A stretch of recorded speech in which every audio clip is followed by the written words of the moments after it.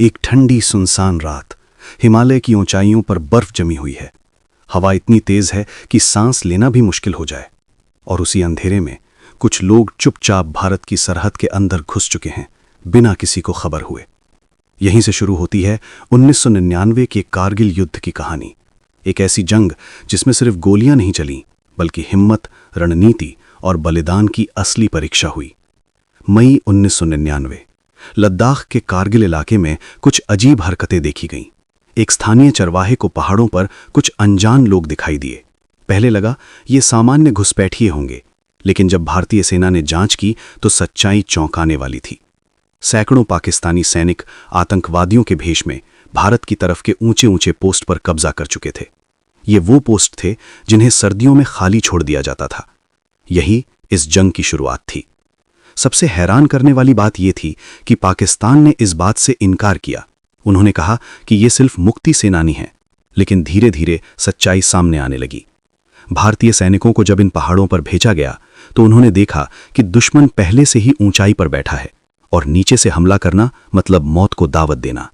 सोचिए, दुश्मन ऊपर है और आप नीचे। वो आपको साफ देख सकता है, लेकिन आप उसे मुश्किल से देख पाते हैं। फिर भी भारतीय सेना पीछे नहीं हटी। ऑपरेशन विजय शुरू किया गया, एक ऐसा मिशन जिसका एक ही लक्ष्य था, भारत की हर इंच जमीन वापस लेना। लेकिन असली चुनौती दुश्मन नहीं, बल्कि प्रकृति थी। तापमान -10 से -15 डिग्री तक गिर जाता था, ऑक्सीजन की कमी थी और हर कदम पर मौत का खतरा। इस युद्ध का एक छिपा हुआ सच ये भी था कि शुरुआत में भारतीय सैनिकों के पास सही सर्दियों के कपड़े और उपकरण भी नहीं थे। फिर भी उन्होंने बिना शिकायत के लड़ाई जारी रखी। अब बात करते हैं उस जगह की जिसने इस जंग को इतिहास बना दिया, टाइगर हिल।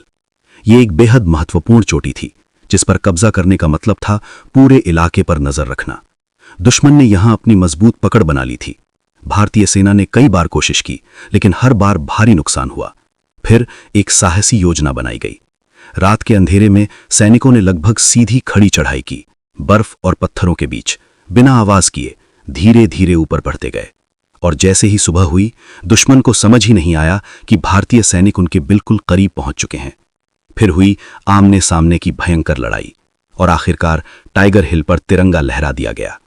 यह सिर्फ एक जीत नहीं थी, ये एक संदेश था कि भारत अपनी जमीन के लिए किसी भी हद तक जा सकता है।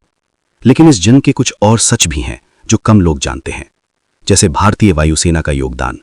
ऑपरेशन सफेद सागर के तहत हवाई हमले किए गए, लेकिन एक सख्त आदेश था, सीमा रेखा पार नहीं करनी है। यानी जंग के बीच भी भारत ने अपने सिद्धांत नहीं छोड़े।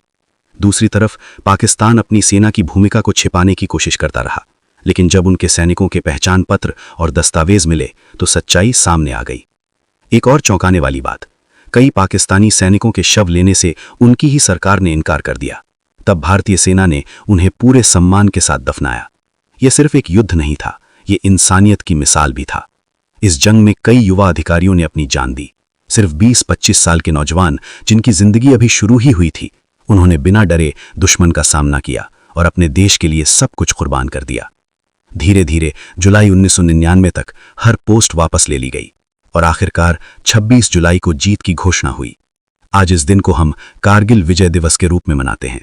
लेकिन इस जीत के पीछे सिर्फ रणनीति नहीं थी, इसके पीछे था एक सैनिक का जज्बा, एक मां का विश्वास और पूरे देश की ताकत।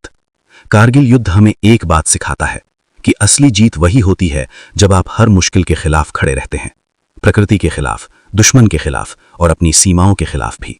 और जब आप जीतते हैं तो वो जीत सिर्फ आपकी नहीं होती, वो पूरे देश की होती है।